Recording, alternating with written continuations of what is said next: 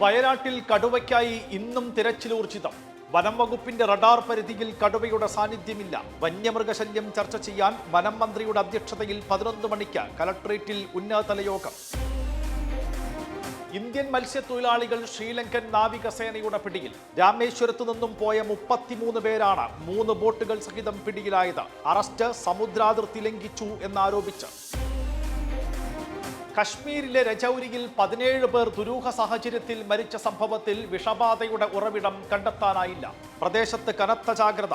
ഡോക്ടർമാരുടെയും paramedical ജീവനക്കാരുടെയും അവധികൾ റദ്ദാക്കി. ക്വാറന്റീനിൽ പ്രവേശിച്ചവരുടെ എണ്ണം 230ആയി. സംസ്ഥാനത്ത് മദ്യവില വീണ്ടും കൂട്ടി. കുപ്പിക്ക് 10 മുതൽ 50 രൂപ വരെ വർധന. ജവാൻ റമ്മിനും 10 രൂപ കൂട്ടി.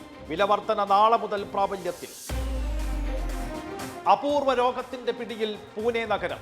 ഗിയാൻ ബാരി സിൻഡ്രോം എന്ന ന്യൂറോളജിക്കൽ ഡിസോർഡർ 73 പേരെ ബാധിച്ചെന്ന് ആരോഗ്യവകുപ്പ്. 9 വയസ്സിൽ താഴെ പ്രായമുള്ള 13 കുട്ടികൾക്കും രോഗം ബാധിച്ചു. അന്തരിച്ച ചലച്ചിത്ര സംവിധായകൻ ഷാഫിക്ക് കേരളത്തിന്റെ ആദരാഞ്ജലി. സംസ്കാരം വൈകിട്ട് 4 മണിക്ക് കറുകപ്പിള്ളി ജുമാ മസ്ജിദിൽ.